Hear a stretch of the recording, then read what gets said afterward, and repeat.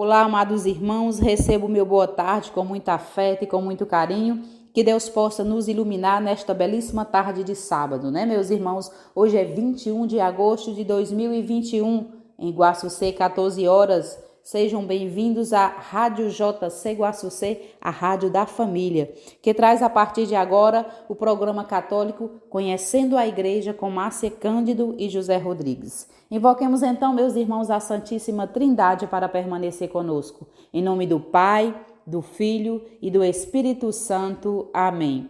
Vinde, ó Espírito Santo, enchei os corações dos vossos fiéis e acendei neles o fogo do vosso amor. Enviai, Senhor, o vosso Espírito, e tudo será criado, e renovareis a face da terra. Oremos, ó Deus, que instruísse os corações dos vossos fiéis com as luzes do Espírito Santo. Fazer que apreciemos retamente todas as coisas, segundo o mesmo Espírito, e gozemos sempre de suas divinas consolações, por Jesus Cristo, nosso Senhor. Amém. Continue conosco em sintonia na Rádio JC Guaçucê. Vem aí o José Rodrigues, que falará hoje sobre a Assunção de Nossa Senhora. Boa tarde, José. Boa tarde, Márcia. Boa tarde, amados irmãos em Cristo Jesus e ouvintes da JC Rádio Guaçucê. Eu sou o José Rodrigues e este é o programa Conhecendo a Igreja. E hoje tem como tema a festa da Assunção de Nossa Senhora, né? Ou seja, a Assunção, um dogma de fé, e a festa, como surgiu, quando começou, como foi proclamado o dogma da Assunção de Nossa Senhora ao céu. São algumas das perguntas. Como base para o programa de hoje, o Catecismo da Igreja Católica, a leitura bíblica e os textos retirados do site da editora Cleofas, do professor Felipe Aquino. Então vamos lá, o que nos diz a Sagrada Escritura no livro do Apocalipse, finalzinho do capítulo 11, versículo 19 e seguintes. Então o templo de Deus que está no céu se abriu, e a arca da sua aliança apareceu no templo.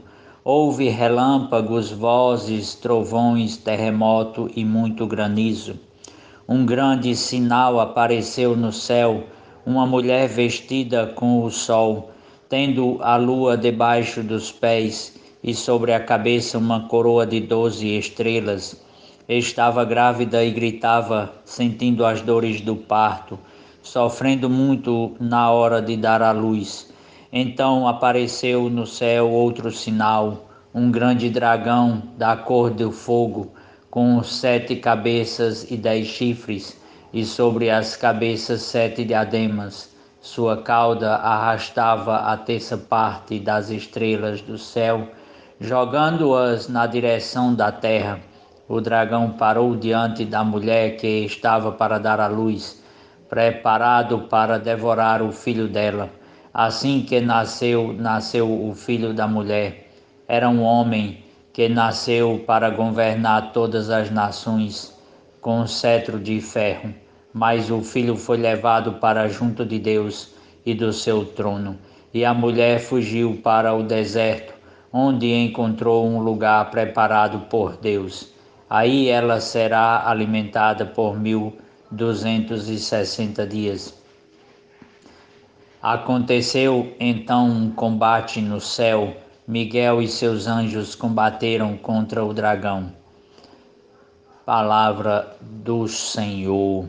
Graças a Deus. Não paro por aqui, meus amados irmãos, esta leitura belíssima de figuras e imagens de difícil interpretação para muitas pessoas e também de muita contradição, e pessoas que chegam a ter medo de ler o livro do Apocalipse, mas que vai falar dessa revelação que o Senhor concedeu a São João já em Patmos, né, condenado à prisão perpétua na ilha de Patmos, e ele chega a ver esta glória de Deus, o céu se abrir e a arca da aliança aparecer. Então, há um simbolismo aí. A antiga arca do povo de Deus, de Israel, guardava a palavra de Deus, os mandamentos da lei de Deus, o maná, que caiu do céu para alimentar os judeus no deserto. A nova arca da aliança é a Virgem Maria, né, que trouxe o Verbo de Deus encarnado, feito homem, Jesus Cristo. Então, está aí na Bíblia, né? Maria aparece e está na Bíblia do Gênesis ao Apocalipse. É esta mulher que Deus põe inimizade no início do livro, no Gênesis, entre a mulher e a serpente, e vai encerrar com a revelação, Apocalipse, falando desta mulher que apareceu no céu como um grande sinal, vestida de sol. Quem é o sol? É nosso Senhor Jesus Cristo. Então Maria é esta aurora que precede o sol, o amanhecer, nosso Senhor Jesus Cristo. E o Catecismo da Igreja Católica, que nos fala sobre a Assunção da Virgem Maria, no seu parágrafo 966, diz o seguinte: finalmente, a Imaculada Virgem, preservada imune de toda mancha da culpa original, terminado o curso da vida terrestre, foi assunta em corpo e alma à glória celeste, e para que mais plenamente estivesse conforme a seu Filho, Senhor dos senhores e vencedor do pecado e da morte, foi exaltada pelo Senhor como Rainha do Universo. A Assunção da Virgem Maria é uma participação singular na ressurreição de seu Filho e uma antecipação da ressurreição dos outros cristãos. Então, o que nos vem nos falar sobre a Assunção da Virgem Maria, o Catecismo da Igreja Católica, ou seja, o corpo glorioso de Maria já é uma antecipação da ressurreição dos cristãos, é o que nos vem dizer o Catecismo. Mas como foi, qual foi o Papa que proclamou este dogma, como se estabeleceu a festa da Imaculada Conceição? É o que nós vamos ver, o que nos traz os textos do professor Felipe Aquino, né? São alguns textos resumidos que eu trouxe para apresentar aqui, para dar base, né, para o nosso programa de hoje, falando sobre esta festa tão linda, celebrada agora 15 de agosto, ou seja, domingo passado, né? Que, diga-se de passagem, uma belíssima festa. Então, o professor nos diz o seguinte: o que a Igreja nos ensina sobre a ressurreição e a assunção de Nossa Senhora ao céu? Bem, antes de tudo, vamos ler o que o Papa Pio XII disse ao proclamar este dogma sobre a Virgem Maria na Constituição Apostólica Magnificentissimos Deus, no dia 1º de novembro de 1950. Sua festa é celebrada no dia 15 de agosto. No Brasil, passou para o domingo seguinte. Disse Pio XII: Cristo, com sua morte, venceu o pecado e a morte, e sobre esta e sobre aquele alcançará também vitória pelos merecimentos de Cristo. Quem for regenerado sobrenaturalmente pelo batismo. Mas por lei natural, Deus não quer conceder aos justos o completo efeito dessa vitória sobre a morte, senão quando chegar o fim dos tempos. Por isso, os corpos dos justos se dissolvem depois da morte, e somente no último dia tornarão a unir-se cada um com sua própria alma gloriosa. Mas desta lei geral Deus quis excetuar a bem-aventurada Virgem Maria. Ela, por um privilégio todo singular, venceu o pecado.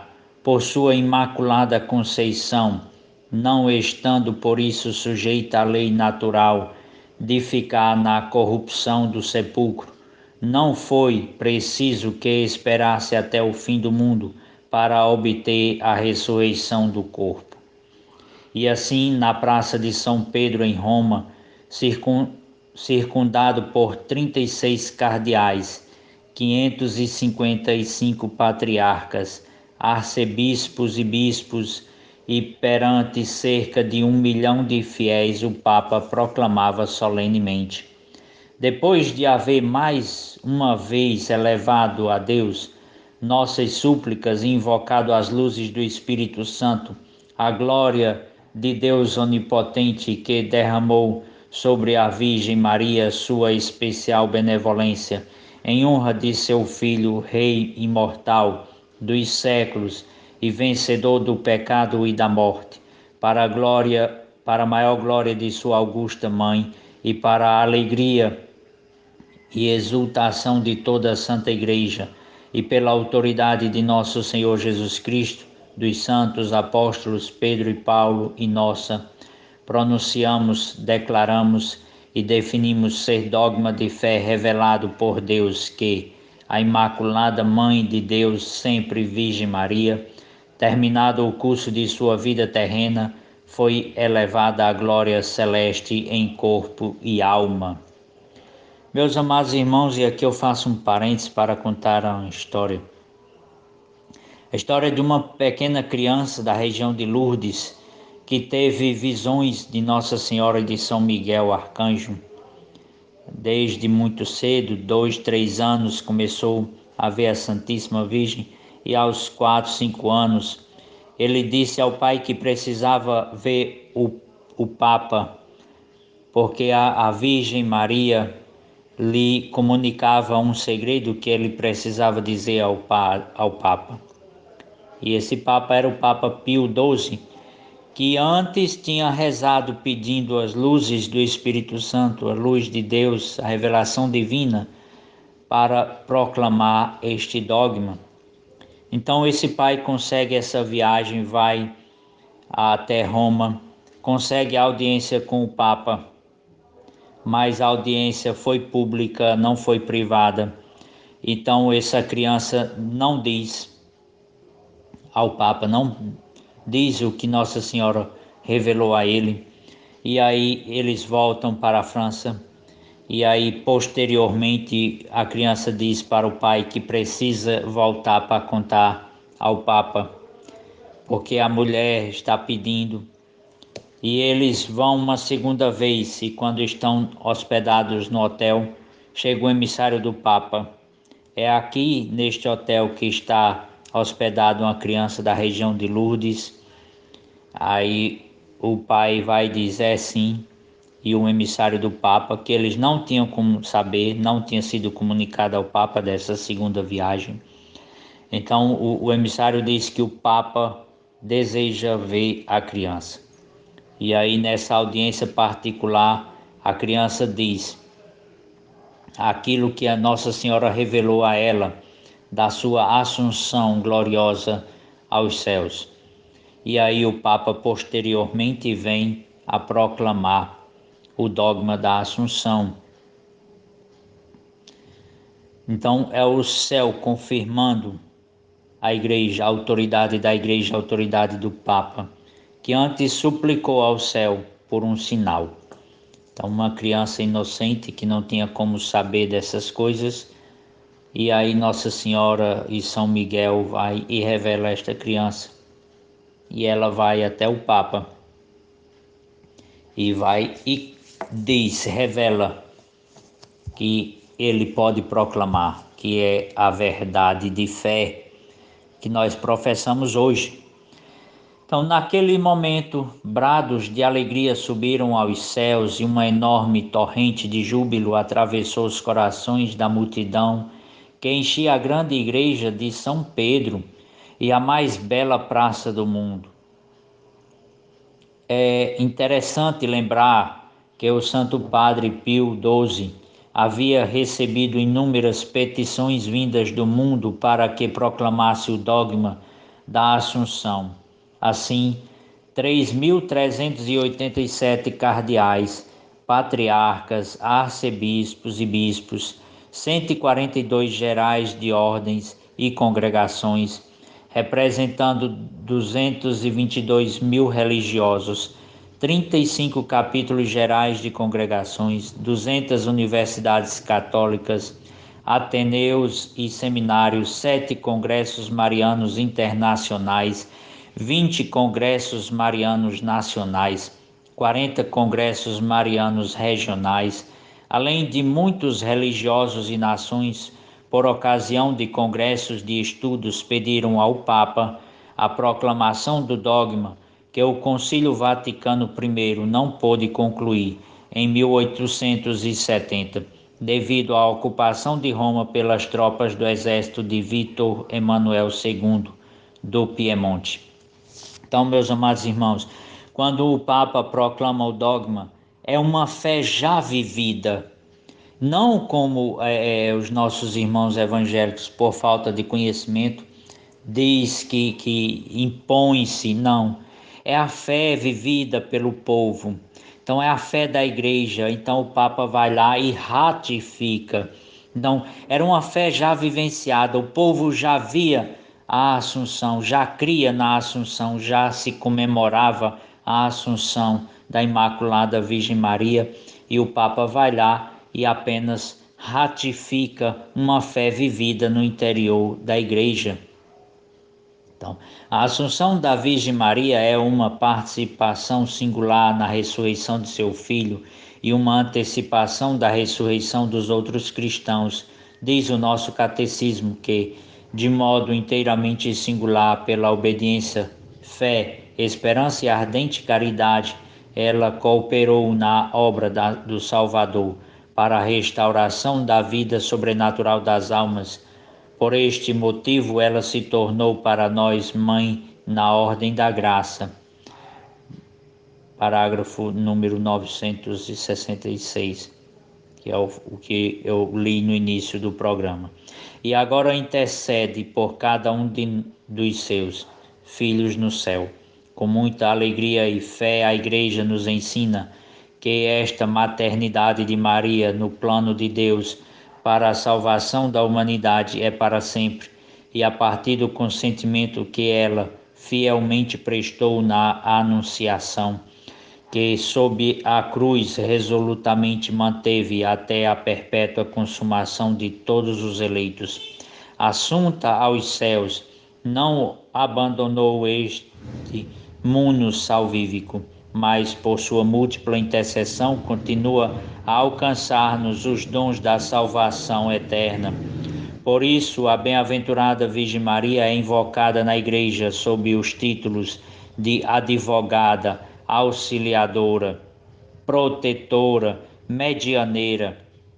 No céu ela é a rainha dos anjos, dos santos, dos mártires, dos patriarcas, dos profetas, dos apóstolos, rainha do céu e da terra, e sua festa de rainha coroada no céu pela Santíssima Trindade é celebrada pela liturgia no dia 22 de agosto, no dia da festa de Nossa Senhora do Perpétuo Socorro, portanto amanhã, né?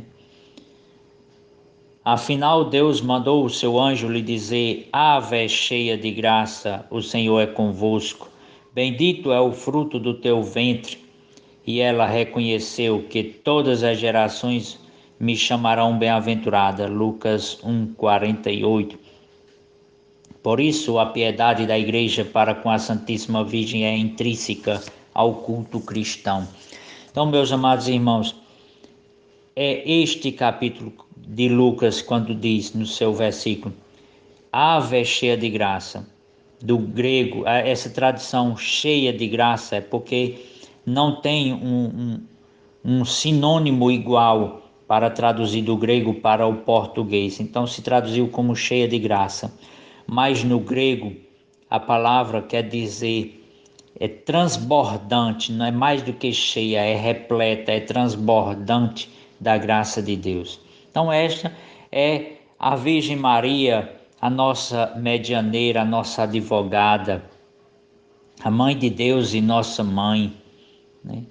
Que por graça divina foi imaculada na sua conceição. Por graça divina manteve a sua virgindade perpétua antes, durante e depois do parto, e por graça divina também foi assunta ao céu. Maria é esta que é cheia de graça, como nos diz São Lucas.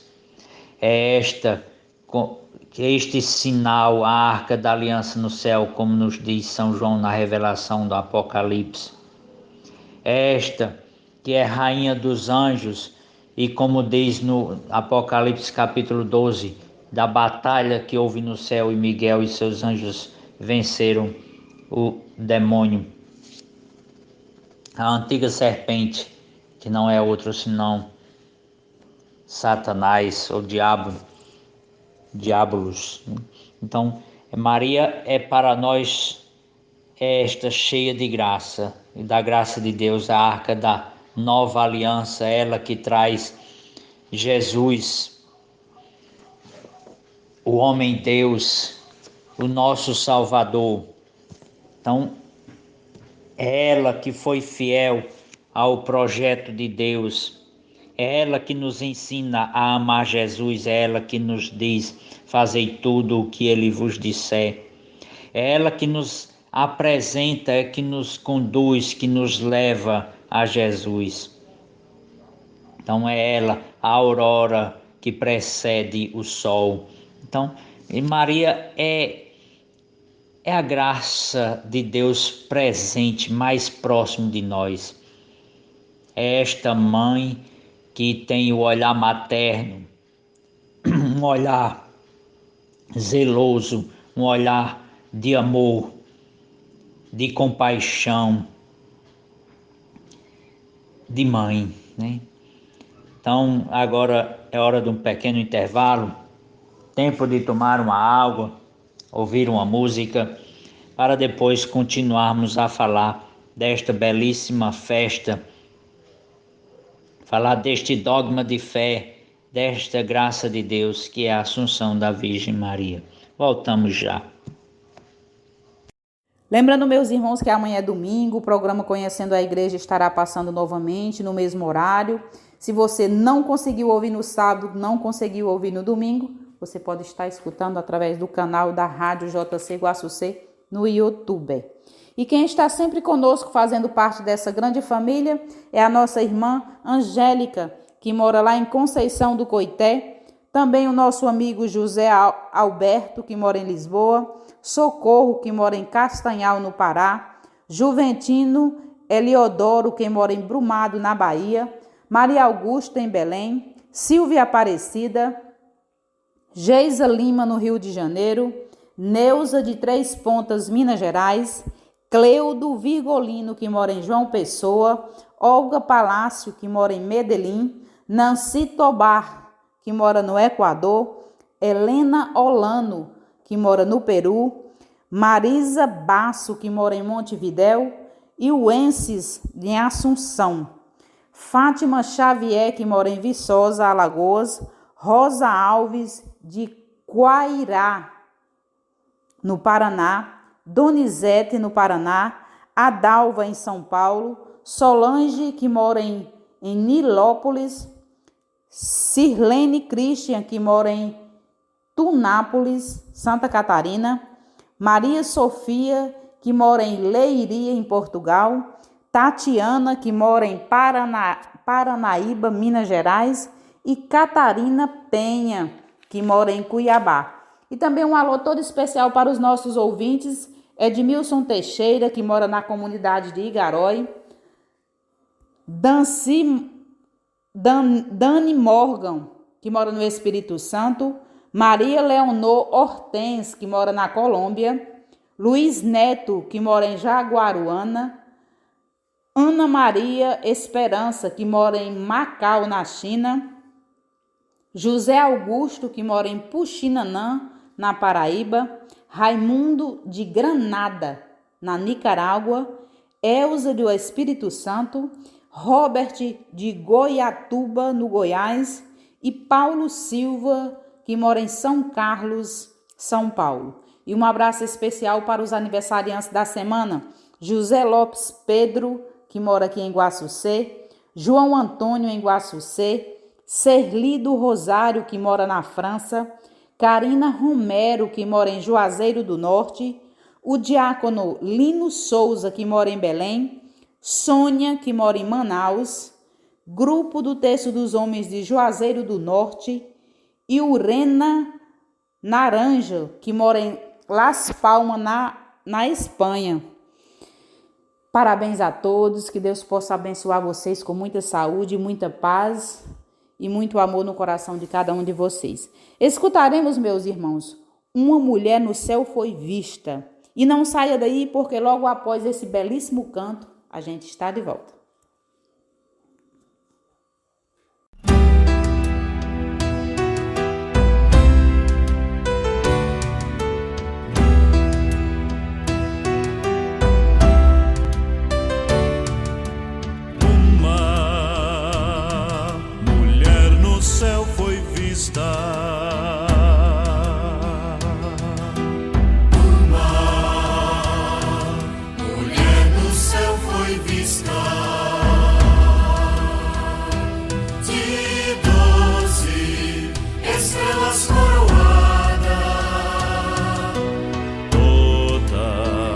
Vestida de sol e com a lua calçada, toda vestida de sol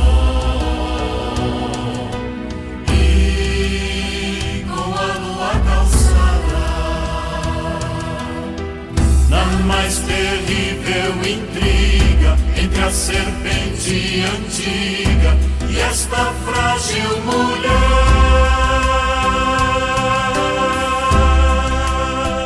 todo o poder deste mundo, cortando um ódio profundo, parece vitória até.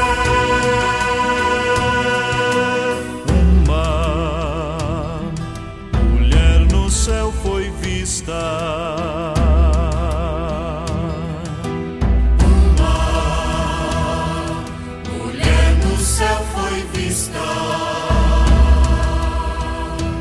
De 12 estrelas coroada, toda vestida de sol e com a lua calçada, toda vestida de sol e com a lua calçada. Os poderosos da terra vão semeando a guerra, é o batalhão do dragão,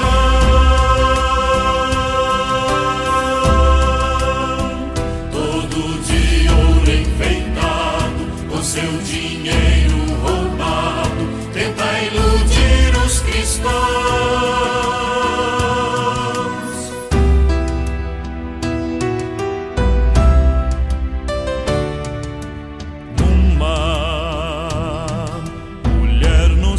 Foi vista uma mulher no céu, foi vista de 12 estrelas coroada,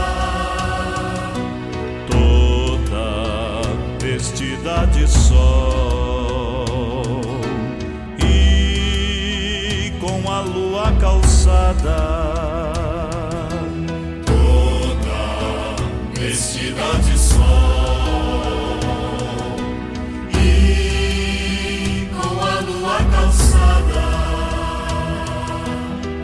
A mulher é a igreja, sua força é a fraqueza, poder de Deus é assim.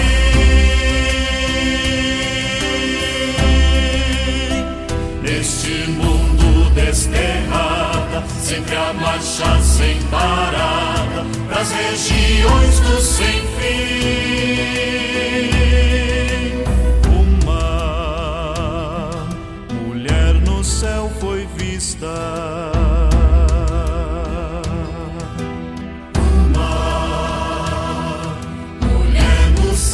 foi vista de 12 estrelas coroada, toda vestida de sol e com a lua calçada, toda vestida de sol e com a lua calçada.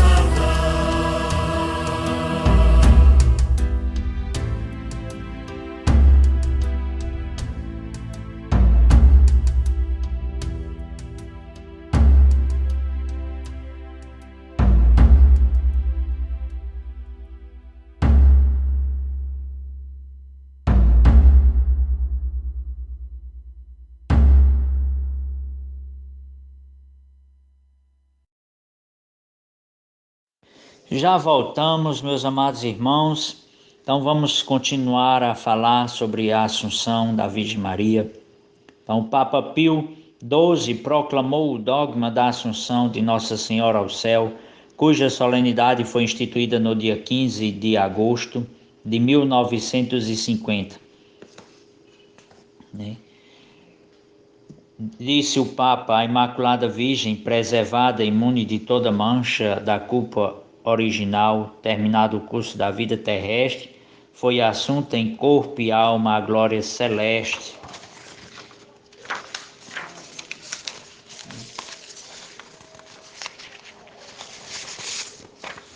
Então, a participação singular na ressurreição de Jesus e uma antecipação de nossa ressurreição. Então, a liturgia bizantina no Oriente rezava assim: em vosso parto guardaste a virgindade, em vossa dormição não deixastes o mundo. Ó Mãe de Deus, fostes juntar-vos à fonte da vida, vós que concebestes o Deus vivo, e por vossas orações livrareis nossas almas da morte. Então, a liturgia bizantina já rezava assim, de maneira tão bela e singular, se honrava a Mãe de Deus. A Igreja ensina que o papel de Nossa Senhora em relação à Igreja e a toda a humanidade vai ainda mais longe, de modo inteiramente singular, pela obediência, fé, esperança e a ardente caridade. Ela cooperou na obra do Salvador para a restauração da vida sobrenatural das almas. Por este motivo, ela se tornou para nós mãe na ordem da graça. Documento da Igreja Lumen Gentium, no seu parágrafo 61. Então, nós temos uma mãe que nos gerou para a vida terrena, temos outra que nos gera para a vida eterna. Então, Maria é esta que vem gerando santos para a Igreja, que vem povoando o céu com os santos. É esta mãe que, na ordem da graça, nos leva até Jesus. Então, o nosso catecismo ensina que esta maternidade de Maria no plano de Deus continua sem cessar a partir do consentimento de que ela fielmente deu a Deus na anunciação, que sob a cruz manteve até a perpétua consumação de todos os eleitos. Levada ao céu por Deus e ali coroada rainha do céu e da terra, ela não nos abandonou, não nos deixou órfãos. Então, esta missão materna de Maria em nosso favor em nada obscurece nem diminui a mediação única de Cristo. 1 Timóteo, capítulo 2, versículo 4. Pelo contrário, mostra ainda mais a sua força, pois todas as graças que ela nos conquista provêm dos méritos de Cristo, baseia-se em sua mediação, dela depende inteiramente e dela retira toda a sua força. Nenhuma criatura pode ser equiparada ao Verbo encarnado e redentor. Mas assim como o sacerdócio de Cristo é participação de vários modos pelos ministros e pelo povo fiel. Assim também a única mediação do Redentor não exclui, antes fomenta nas criaturas uma variada cooperação que participa de uma única fonte. Então, Maria é esta materna, esta mãe que manteve esta missão materna de olhar por nós, de interceder por nós, e de maneira nenhuma diminui a mediação única de nosso Senhor Jesus Cristo como único Senhor e Salvador. Mas é ela que nos leva com amor, com carinho, com atenção para Jesus Cristo. Então ela é medianeira de nos levar até Cristo. É ela que assume esta mediação de nos levar até o Rei dos Reis, seu Filho e nosso Senhor Jesus Cristo. Mas só Cristo nos salva para a vida eterna. Ao contrário do que algumas pessoas que não conhecem, não vivem esta fé católica, chegam a dizer por desinformação, né? Mas é esta a beleza da nossa fé, essa riqueza da Igreja Católica que nos encanta, que uma coisa não exclui a outra, ou seja, que a mediação da Virgem Maria não exclui a mediação de Cristo, não a coloca no lugar de Cristo, Senhor e Salvador, mas ao contrário, torna cada vez mais bela a participação dela neste mistério. É um mistério de fé, é uma fé para ser vivida, experimentada, experienciada, e não para se falar, meus amados irmãos. É esta a beleza, e quanto mais se fala da Virgem Maria, mais se tem a dizer e jamais se esgota, porque é a beleza do amor de Cristo, do amor de Deus por nós, porque Deus quis, foi Deus que quis. Ele poderia surgir do nada, mas Ele quis precisar de nós, no caso da Virgem Maria, para que Ele viesse para nos salvar.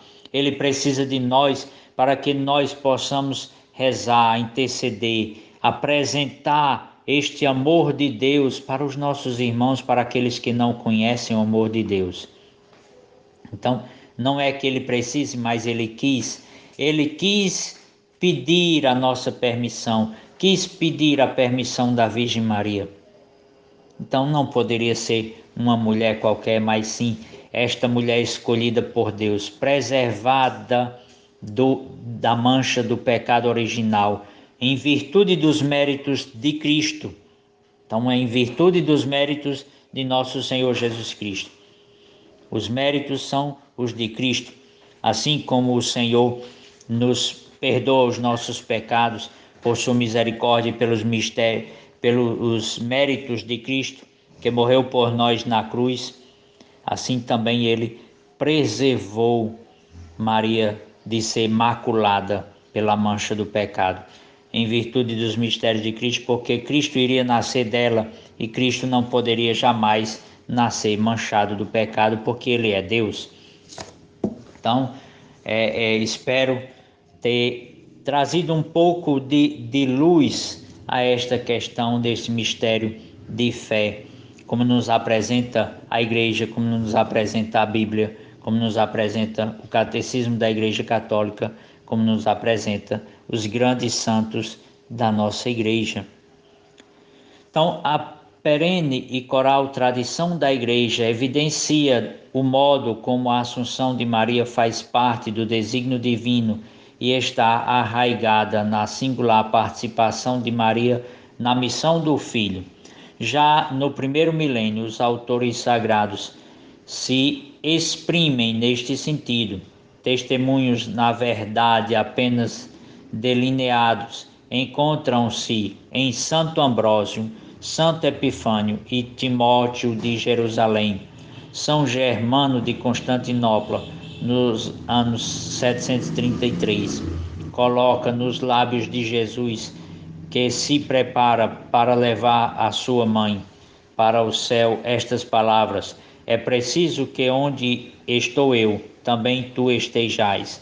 Mãe inseparável de teu filho. Homilia de Indormitionem, número 360. Então, além disso, a mesma tradição eclesial vê na maternidade divina a razão fundamental da Assunção.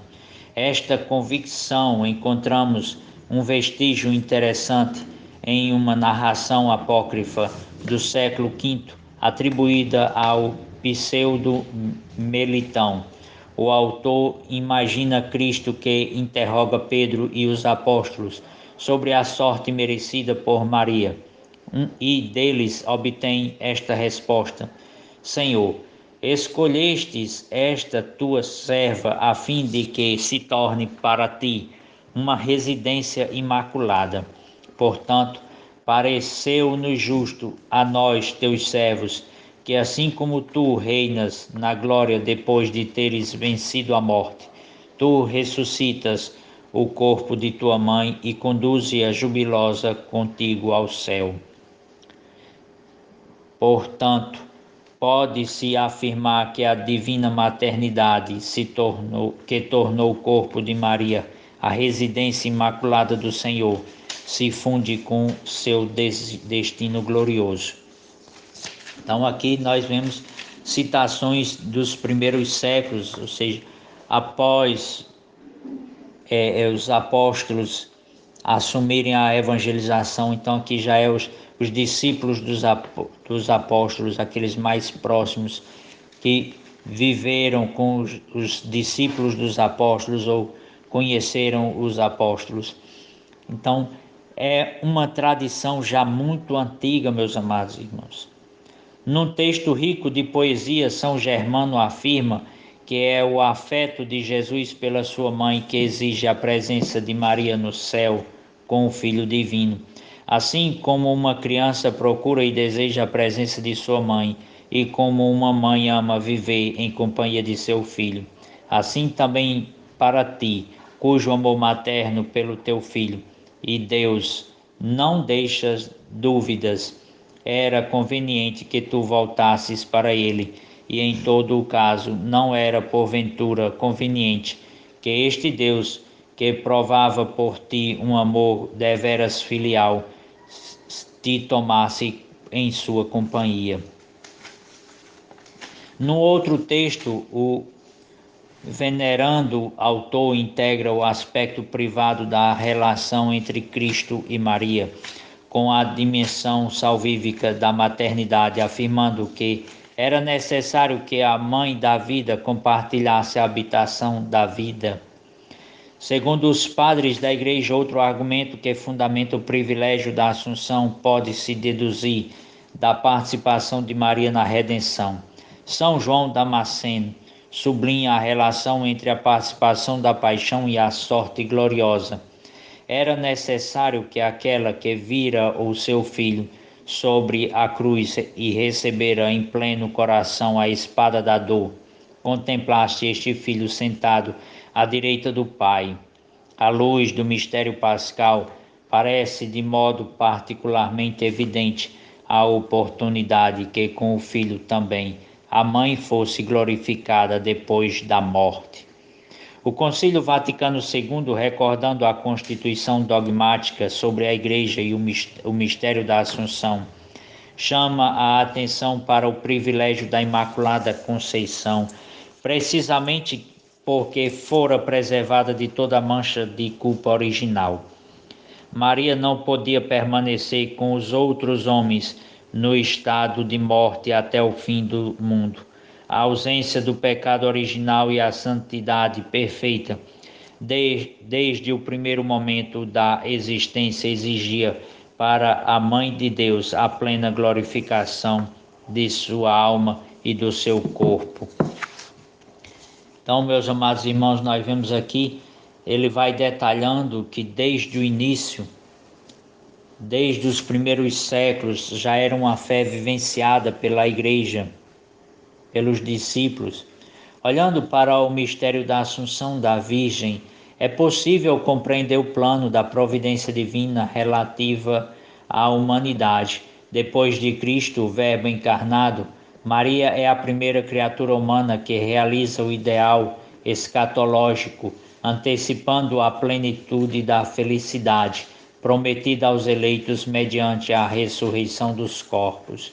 Na Assunção da Virgem, podemos ver também a vontade divina de promover a mulher, em analogia a quanto se verificara na origem do gênero humano e da história da salvação. No projeto de Deus, o ideal escatológico devia revelar-se não em um indivíduo, mas num casal. Por isso, na glória celeste, ao lado de Cristo ressuscitado, há uma mulher ressuscitada, Maria, o novo Adão e a nova Eva, primícias da ressurreição geral dos corpos da humanidade inteira. Sem dúvida, a condição escatológica de Cristo e a de Maria não devem ser postas no mesmo plano. Maria, nova Eva, recebeu de Cristo, novo Adão, a plenitude de graça e de glória celeste, tendo sido ressuscitada pelo poder soberano do Filho, mediante o Espírito Santo. Embora sejam sucintas estas observações, permitem-nos esclarecer que a Assunção de Maria revela a nobreza e a dignidade do corpo humano. Diante das profanações e do aviltamento a que a sociedade moderna não raro submete em particular o corpo feminino, o mistério da Assunção proclama o destino sobrenatural e a dignidade de cada corpo humano, chamado pelo Senhor a tornar-se instrumento de santidade e a participar na sua glória. Maria entrou na glória porque escutou no seu seio virginal e no seu coração o Filho de Deus. Olhando para ela, o cristão aprende a descobrir o valor do próprio corpo e a preservá-lo como templo de Deus, na expectativa da ressurreição. A Assunção, privilégio concedido à Mãe de Deus, constitui, assim, um imenso valor para a vida e o destino da humanidade. Livro A Virgem Maria, 58 catequeses do Papa João Paulo II. Então está aí de onde foi tirado esse texto, esta belíssima reflexão. Então a festa, da Assunção de Nossa Senhora foi instituída já no século VII, no Oriente, pelo imperador bizantino Maurício, católico. Se falava então em dormitio, dormição de Maria e passagem para outra vida. Então a Virgem Imaculada foi elevada ao céu de corpo e alma após sua morte, que a Igreja desde os primeiros séculos chama de dormição. Deus a ressuscitou e levou para o céu. O Papa Pio XII, em 1º de novembro de 1950, por meio da Constituição Apostólica, Munificentissimus Deus, proclamou como dogma de fé. Então está aí, meus amados irmãos, um pouco dessa história gloriosa, de como celebramos a festa da Assunção. Muitos santos perguntavam se o melhor dos filhos poderia recusar a melhor das mães, a participação em sua ressurreição e o glorioso domínio à direita do Pai. Para eles, sua dignidade de mãe de Deus exige a Assunção. Para Santo Irineu de Leão, no ano 200, como a nova Eva, Maria participou da sorte do novo Adão. Jesus Cristo ressuscitou depois da morte, seu corpo não experimentou a corrupção. Então, como nos diz a carta aos Hebreus, que o salário do pecado é a morte. Então Maria não conheceu o pecado. Então como ela poderia conhecer a decomposição do corpo? Ela teria por honra, por merecimento de se manter fiel a Deus, ao plano de Deus, abandonar, colocar toda a sua vida nesta direção, na direção de Deus e dos planos de Deus.